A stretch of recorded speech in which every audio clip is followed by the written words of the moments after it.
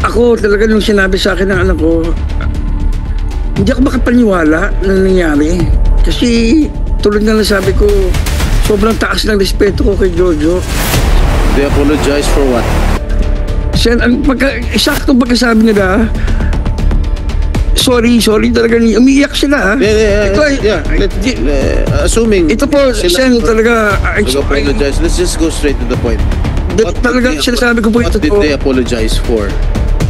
Ang exact words nila, they were crying and they apologize. Ang sabi nila, sorry talaga, sorry ninyo, ganun. Kasi akala namin okay lang. Hindi naman po namin itinatangging bakla kami. Sa katunayan, ang pagiging bakla namin ang isa sa mga dahilan kaya kami naging creative, artistic at nagkaroon ng skills na kailangan sa industriya. Buong buhay namin, ginamit namin ang pagiging bakla namin sa maayos na paraan para maitaguyod ang aming mga pamilya. Jojo texted Sandro if he can come over to the room. I did not text that po, Your Honor. You sure? Yes po, Pag Your Honor. nirecover namin sa Globe yan o sa Smart yan, pakukulong kita rito. Siya po yung nagsabi na pwede pa ba akong umat dyan. Kasi prior to that, inibitahan mo nga eh. Huwag ka na mag-deny, inimbitahan mo na nga to come over your room. Hindi po, Your Tapos Honor. sinabi mo, tinanong nga ni Sandro, sino nandyan? Salamat po. Opo. Thank you. Sir Ninyo Mulak, may tanong lang po kami. Noong kayo po ay nakapagdesisyon na magpunta sa NBI at magsagawa ng reklamo, paano nyo po isinagawa ito? Meron din po ba kayong kasamang abogado na nung kayo po ay nagpunta na sa NBI? Senator, thank you for the question. Nung una nga, kasi nga, ako talaga nung sinabi sa akin ng anak ko, hindi ako makapaniwala na nangyari. Kasi tulad nga lang sabi ko, sobrang taas ng respeto ko kay Jojo. Sir Ninyo, wag lang po nyo kumprontahin sa chairman lang po. Opo. Sinasabi ko lang na hindi ako makapaniwala doon sa nangyari kasi nga katrabaho ko, nire-respeto ko. So yun. So talagang I was, hindi ko alam kung anong gagawin talaga noong una. So ang naisip namin gawin was go to Senator Bong Revilla at si Senator Bong naman yung nagsabi na if you want to go to the NBI, we can go to the NBI. Pero dahil nga, syempre, ako bilang magulang, gusto ko protektahan muna sana yung anak ko. Ayoko sana may makaalam. So we went through the channel. We went to Miss Annette Gozon. We were trying to fix it internally. Pero I didn't know how to do it internally pero magsasapa pa rin kami ng kaso. Di po ba? Mr. Chair, Yun nga po. if I may interrupt. Sige po, Nalaman ng media, yung nangyari. Po? Paano nalaman ng media? Ay, hindi nangyari? ko po alam siya. Sino nagkalat? Hindi ko po alam. Hindi ko po talaga alam. So when did Bigla na lang po pumutok eh. you first knew about it, na kumalat na sa media? Saan mo nabalitaan? Sa social media? Sa radyo ba? Sana kumalat na po. Yeah. Sa social media po. Unang lumabas kay OG Diaz. Sige, continue. Yan po. I'll continue. I didn't know how to do it na ayusin namin internally pero still magsasampa pa rin ako ng kaso kasi I knew na once na mag-file kami ng kaso, talagang puputok na sa media. Hindi maiwasan hindi puputok sa media, di ba? Teka, paano nalaman ni OG Diaz? Ay, hindi ko po alam. Did you talk to him? No po.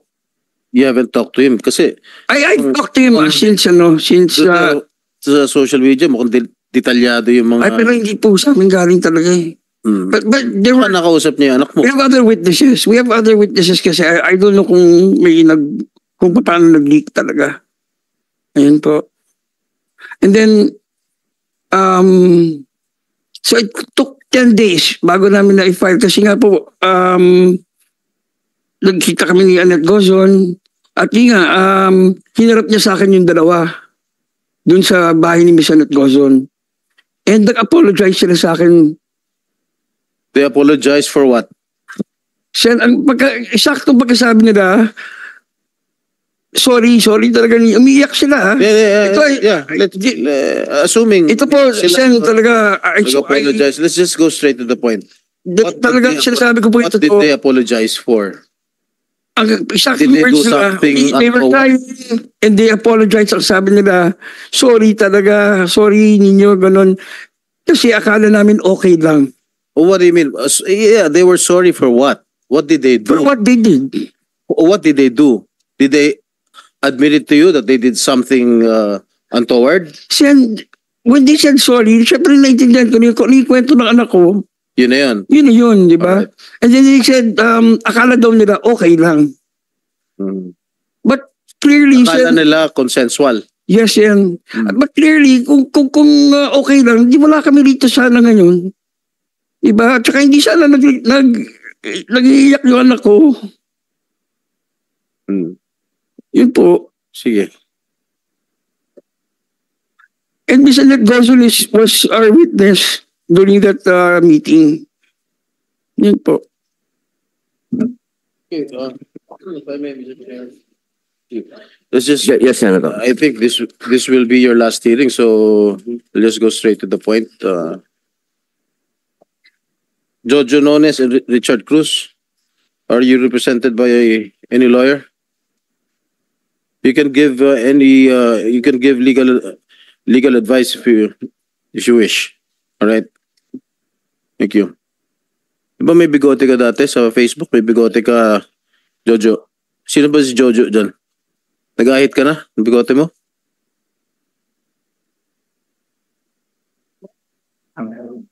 Hello?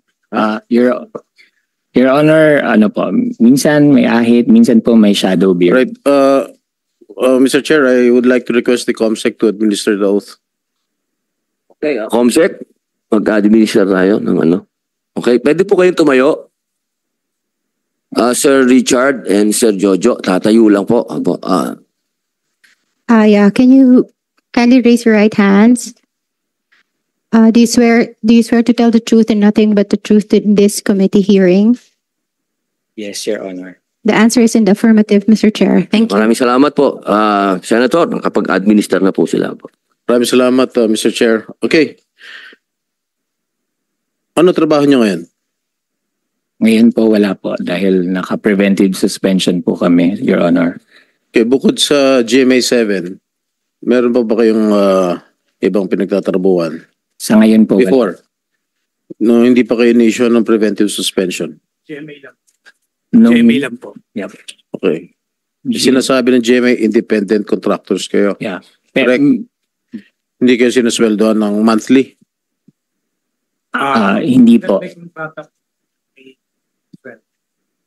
Ano? Hanggat may kontrata, may sweldo. Hanggat may kontrata, may sweldo. Ibig sabihin per project. Yes.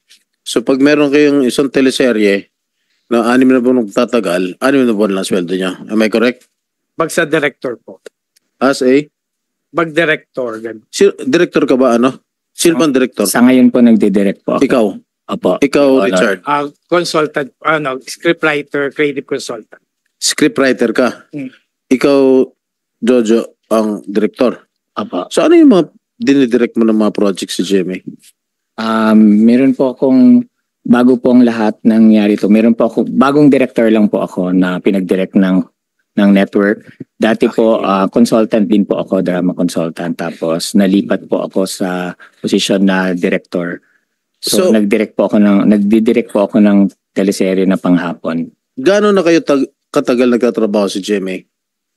Ako po, 24 years po. Doon sa 24 years na yun, hindi kayo nagtrabaho sa halimbawa sa ABS-CBN, sa TV5? Nag-ABS-CBN po ako from 1996 to 2000. Then 2000 to 2024 po sa GMA. Nag-stick ka na sa GMA? Yes po. What about you, Direk? Nakapag-work din po ako sa ABS mga early 2000s. Tapos nag-ABC5 po ako, tapos TV5, tapos nakapag-MZ din po. Okay, during the night of the alleged incident, Ano ginagawa niyo sa event ng GMA? Nag-attend po kami ng GMA gala, Your Honor. That was GMA sponsored. Yes po, Your Honor. Kayo ba ay naimbitahan dito? Yes po, Your Honor. Meron po kaming formal invitation. Anong oras natapos yung event? Around midnight po, Your Honor. Ha? Around or close to midnight po, Your Honor. Close to midnight. Opo.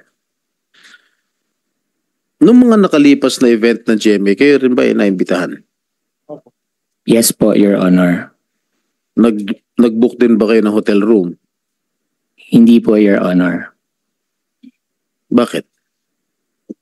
Usually po pag GMA gala, Your Honor, fully booked po yung mga hotels doon sa area. Mahirap Eh, nung po gabing yun, saan kayo saan ba ginawa yung gala? sa Marriott Hotel Gala, po. gala, oh. Sa Marriott Hotel po, Marriott. Your Where Honor. were you billeted? In Belmont Hotel po, Your Honor. So, Magkalapit. lang po. magkalapit. Yes po, Pwede Your Honor. kayong lumakad. Opo, Your Honor.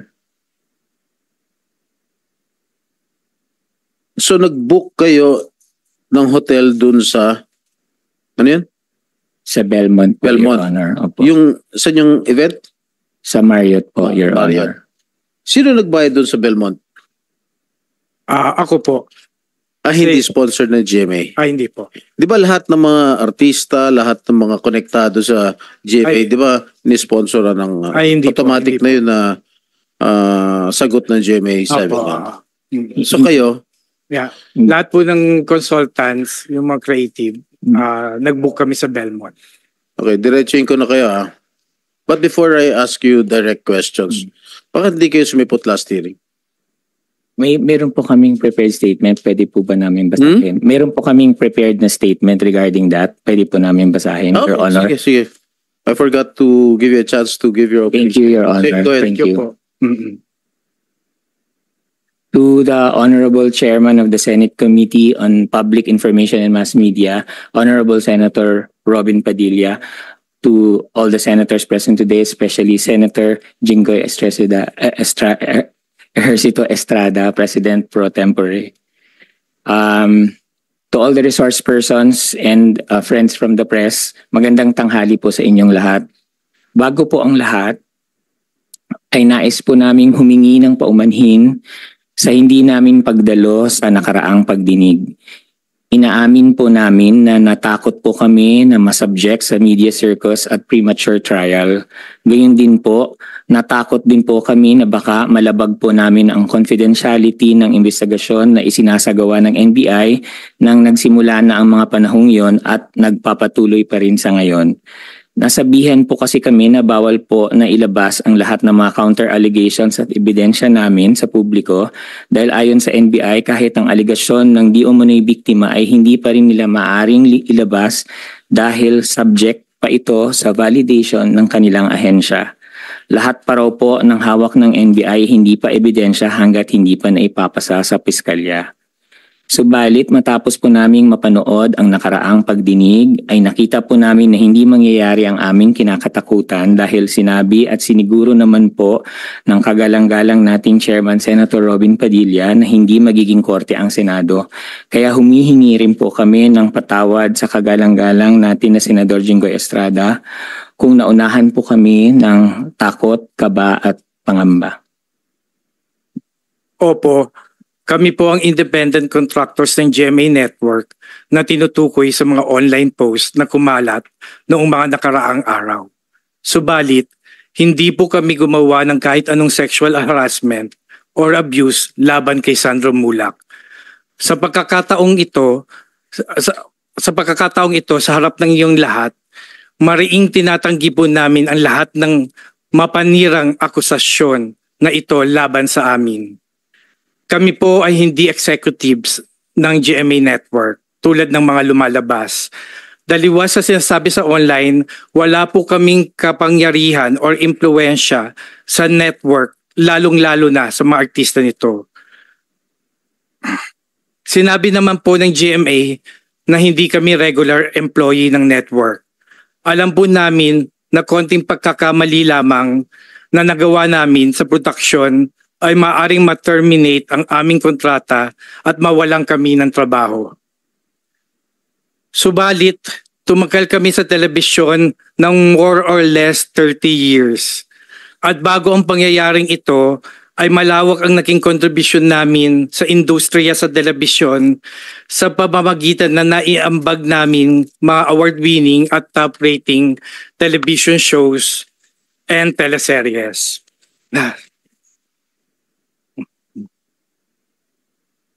Sorry. Tapos na? Hindi pa. Maganda po ang takbo ng aming karera. Sir Richard, tubig po. May tubig po kayo sa tabi po, ha? Opo. Okay. Mahaba ba yung ano? Ikaw ba Dali lang po. scriptwriter ka? Baka mahaba yan. Hindi po.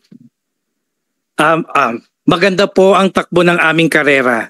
Maitatanong niyo po kami sa aming mga nakatrabaho at masasabi naman po namin na iginagalang kami at naging malinis po ang reputasyon namin sa aming mga naging employer at nakatrabaho sa loob ng 30 taon.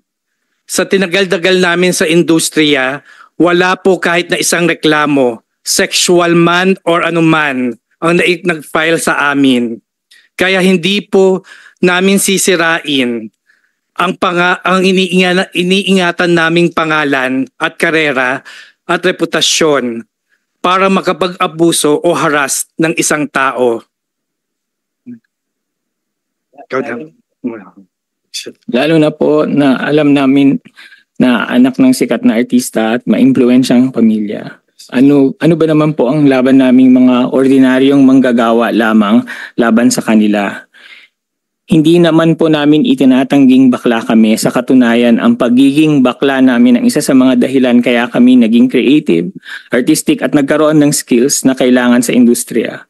Buong buhay namin, ginamit namin ang pagiging bakla namin sa maayos na paraan para maitaguyod ang aming mga pamilya. Kaya napakasakit sa amin at sa aming pamilya na mabasa ang aming mga pangalan online na may caption na bakla at kung ano-anong masasakit at mapanirang puri na bansag at descriptions.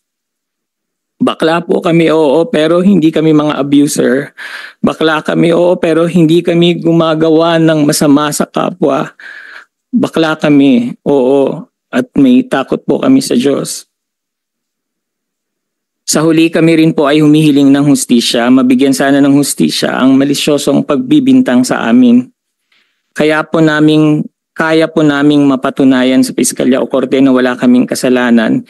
Hintayin lang po sana natin ang proseso, ang due process. Habang hinihintay po yan, humihiling po kami sa sambayanan na wag niyo po muna kaming husgahan. Iba ko na parang mga convicted na criminals. Kay Sandro, wala kaming ginawang masama sa iyo at alam mo yan sa puso mo. Hindi pa huli ang lahat. Magsabi ng totoo sa lahat ng mga sumusuporta sa amin. Lalo na ang mga nakatrabaho namin sa industriya na dahil kilala kami ay hindi naniniwala na magagawa namin ito. At sa lahat ng mga netizens na nagsasabi na ikaso muna at huwag kami i-publicity trial, maraming salamat po. Napakalaking bagay sa amin sa panahong ito ang ganyang mga mensahe. Maraming salamat din po sa komite, sa inyo, Senators Padilla at Senators Estrada, sa pagbibigay sa amin ng pagkakataon na magsalita at maraming salamat po at magandang tanghali po sa inyo. Thank you. Maraming salamat po. Direk Jojo. Okay, basta dito sa Senado, pantay-pantay lang ang tingin namin. Okay, we are gender sensitive here. Okay? Thank you po, Your Honor. Pag membro ng LGBT, okay lang yan. Choice yan. Basta kami pantay-pantay lang tingin namin sa inyo lahat. Alright? Salamat po, Your Honor. Okay, sa opening statements ninyo, you deny all allegations that has been brought against you. Yes po, Your Honor. Both of you. Would you know kung ba't nagkaroon ng ganitong kabigat na reklamo sa inyo? Bakit nagre-reklamo Sandro na yung tatay ni Sandro, bakit nagre-reklamo ng gano'n?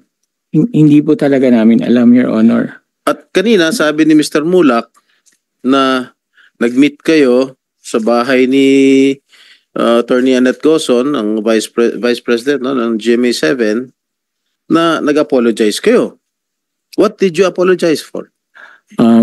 Your Honor, ang sabi po namin kay ninyo, we're very, very sorry, pero wala po kaming ginawang masama sa anak niya. You're very sorry for what? What did you apologize? We did not apologize po. Ang context po is, sorry, pero wala po kaming ginawang masama sa anak niyo. No, why? Kung wala kayong ginawa, it was sandali clear. lang. Kung wala kayong ginawang masama, ba't ka magsasorry? Ang context po kasi, yung parang, sorry, pero wala po kaming ginawang masama sa anak niyo.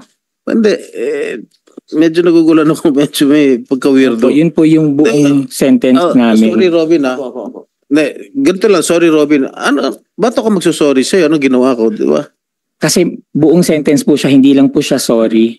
So, sorry po, pero wala po kaming ginawang masama sa anak niyo. Hindi nyo, pwede bang, kung meron kayo dadagdag doon sa sinabi, why did he apologize? For what? No. Senator Jinggoy, ito po sinasabi ko,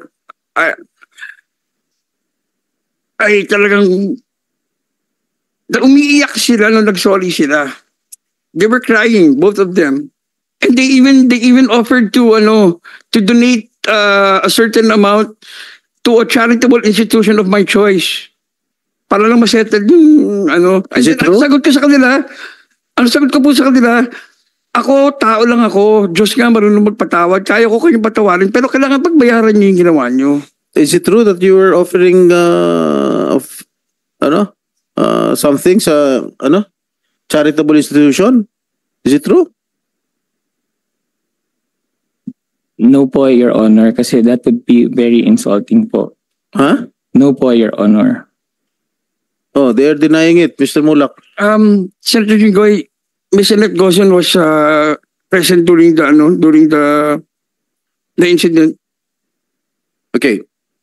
I had an investigation of my own. I will ask both of you. Okay. The gala was held at Marriott Hotel. Correct. Yes, Your Honor. Both of you, Jojo Nones and Richard Dode,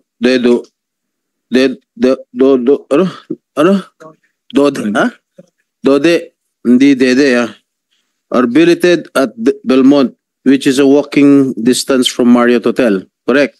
Yes po, Your Honor. Jojo texted Sandro if he can come over to the room. I did not text that po, Your Honor. In fact, Did you have the copy of the text messages? Kasi dinilit mo lahat nasa may telepono ko. Dinilit mo lahat yung mga messages Do you have a copy of the text messages?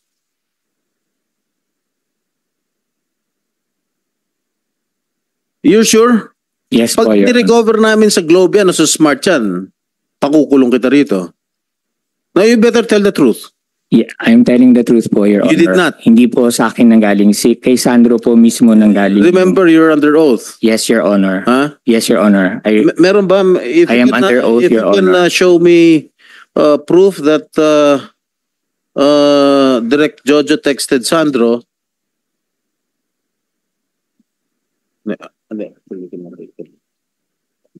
All right. And then, Your Honor, yes. siya po yung mismo nagsabi na andyan po ba kayo, sir? Wait lang. Yeah. We'll go to that. Yes, Your Honor. Okay. Allegedly, you texted Sandro if you can come over to the room with you. Deny. Yeah, maganda yun Yes, si Your Atty. Kapunan. Magaling na abogada yan. Huh? Yeah, but apparently, Sandro asked if who was with you. Nag-text back si Sandro. At ang reply mo, just me. Okay? Sandro never replied. Okay? Wait lang. Sandro never replied, Ako, base sa investigasyon ko lang to. Kaya syempre, natakot. Sinabi, just me. Di ba? After a while, you texted again and told Sandro, the context of your text was joke. At sinabi mo, you were in the company of some of the creatives. Yes or no?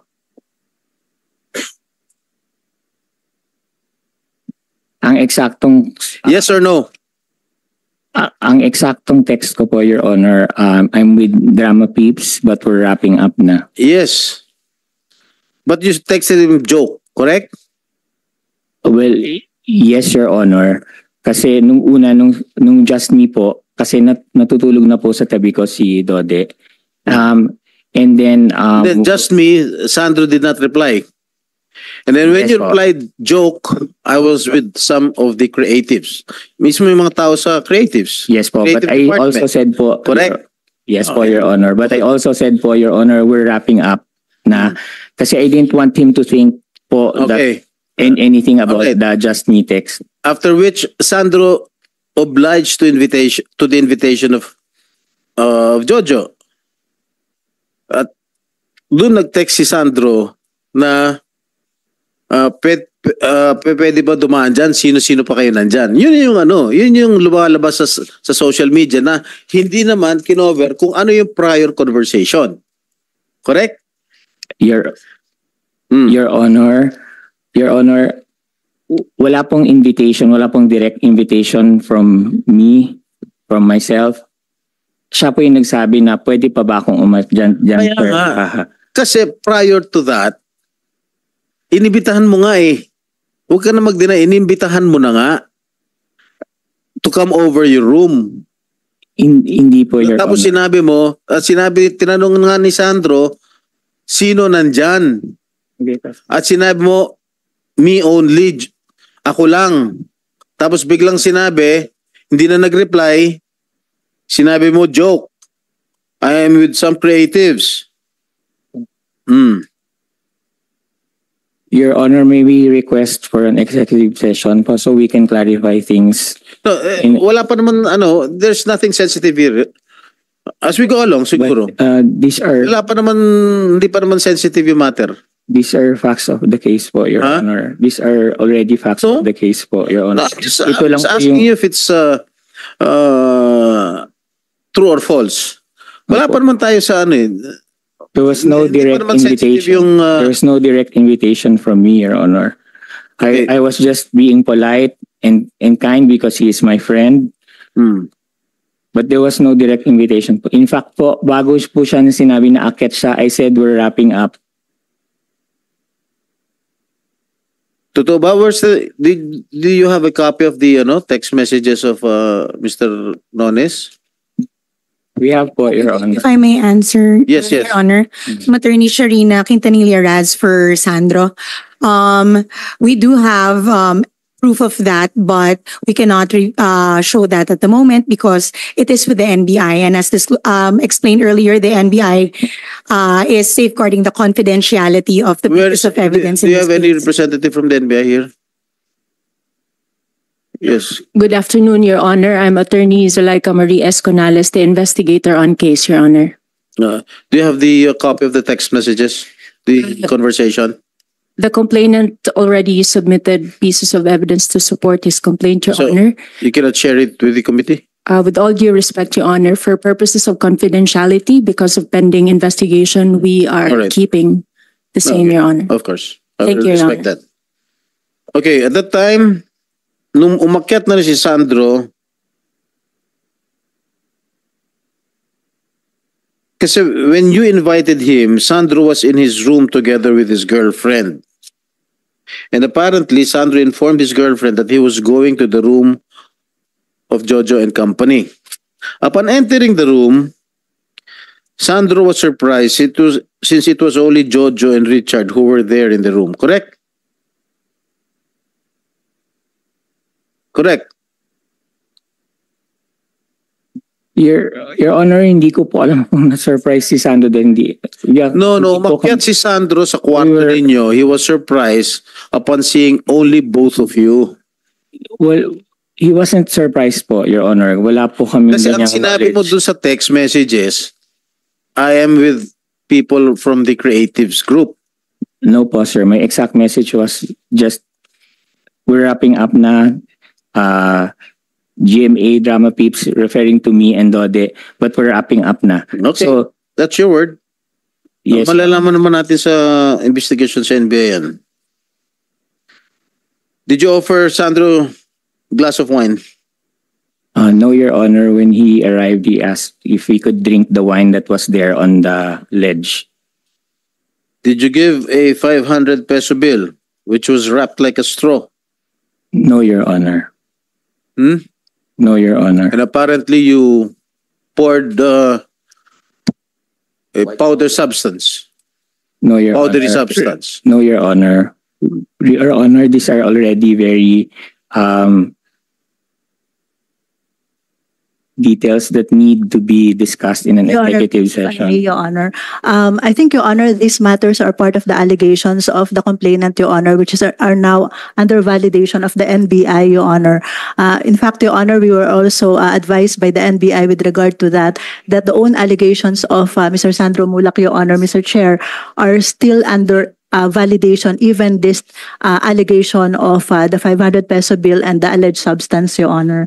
So I don't know if the NBI would allow us to answer that questions, considering that the NBI also asked us not to disclose anything, even our counter allegations with respect to these matters, Your Honor.